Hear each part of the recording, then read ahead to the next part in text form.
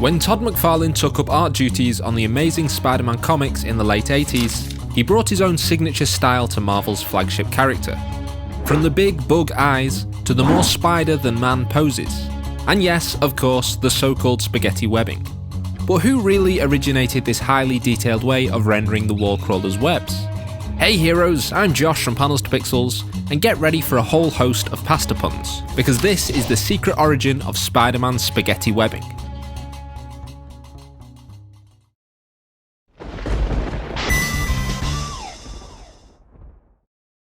How does it feel to know that someday in the future they'll talk of you as the man who popularized three-dimensional perspective webbing? I mean, boy, that's a distinctive trait. Nobody else will have anything like that. Well, I guess the one thing that would be nice about it is I wanted to do a body of work on SpiderMan, and I felt that that Steve Ditko, who we were talking about earlier, and John Romita both were on the books long enough that they did a body of work. That it would be nice, if nothing else, that 25 years from now, when they throw out 2 or 3 or 4 or 5 names on Spider-Man, on the artistic side of it, that maybe my name might also be in there, because I added something to that character.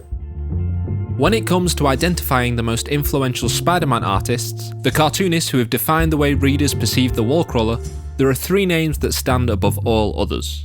There's the character's co-creator, Steve Ditko, who devised Peter Parker as a weedy teen who fights back alley bad guys in a homemade costume. There's John Romita Sr., whose bulkier Spider-Man and cast of glamorous girlfriends were the perfect venue for his polished line work.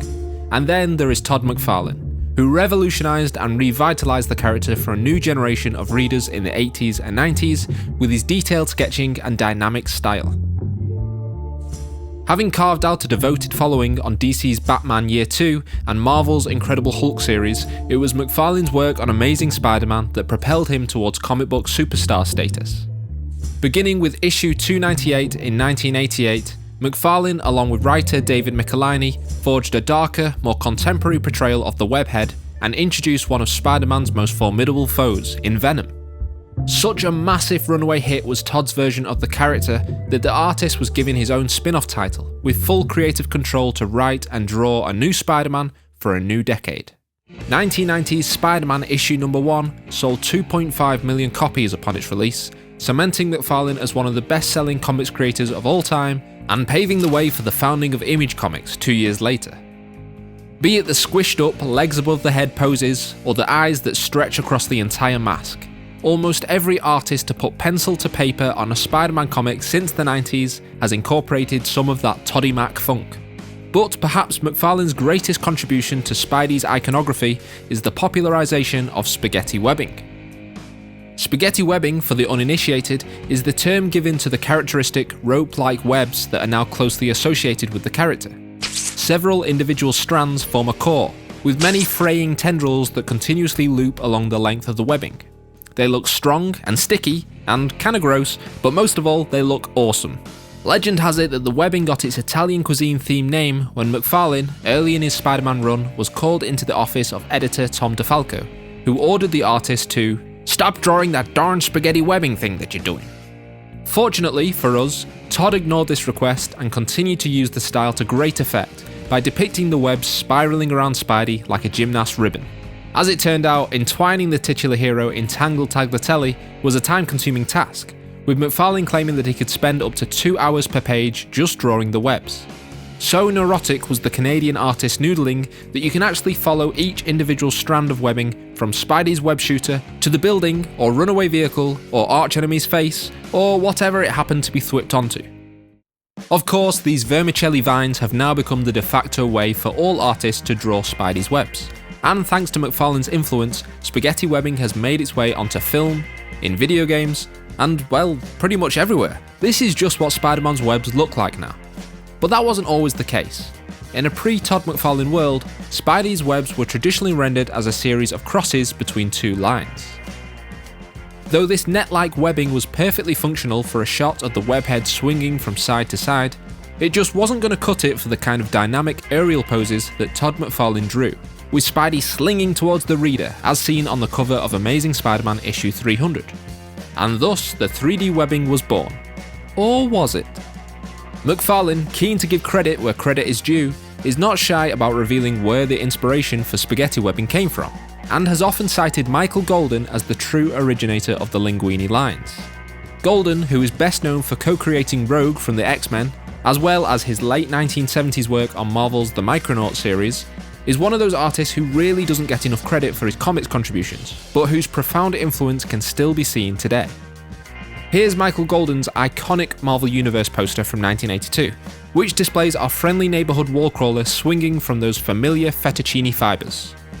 But it was actually this Michael Golden piece from the previous year depicting Spider-Man and the Defenders that Todd McFarlane drew direct inspiration from. Here's what the Todd father had to say in an interview with Jim Salicrup in 1990.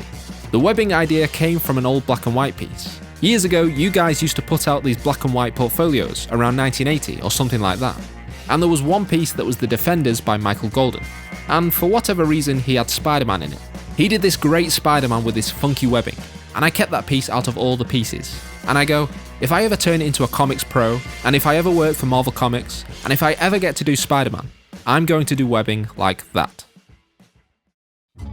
Looking at this piece now, you can see how Golden managed to get a sense of perspective, with the webs coming towards the viewer in a way that McFarlane would later push to extremes. But between Michael Golden's conception of spaghetti webbing and Todd McFarlane popularising it, there was also Art Adams, the godfather of the extreme era of comics art, and a huge influence on the likes of McFarlane, Rob Liefeld, and Jim Lee. Here's Art Adams rocking the messy spaghetti look when Spidey made a guest appearance in Longshot issue 4, and then again when Adams penciled and inked Web of Spider-Man Annual issue 2, published September 1986, 2 years before McFarlane began his legendary run on Amazing Spider-Man. So there you have it, the secret origin of spaghetti webbing. But look, this isn't to minimise Todd McFarlane's vast contributions to Spider-Man. At the end of the day, all of this stuff is just a variation on the stringy webs that Steve Ditko was drawing from the very start. Nevertheless, it's fascinating to see how this essential component of the character's look and appeal has evolved over the years. If you like what we do here at Panels to Pixels, consider supporting the show on Patreon at patreon.com/panels2pixels. With all new rewards such as bonus content, access to the private Discord server, 25% off all merch, original commissioned artwork, and getting your name listed at the end of my videos alongside these absolute legends, there's never been a better time to support the show on Patreon. Thanks for watching this video, don't forget to leave a like, drop a comment, and subscribe to see more top tier comic book content. And I'll see you in the next video. Bye bye!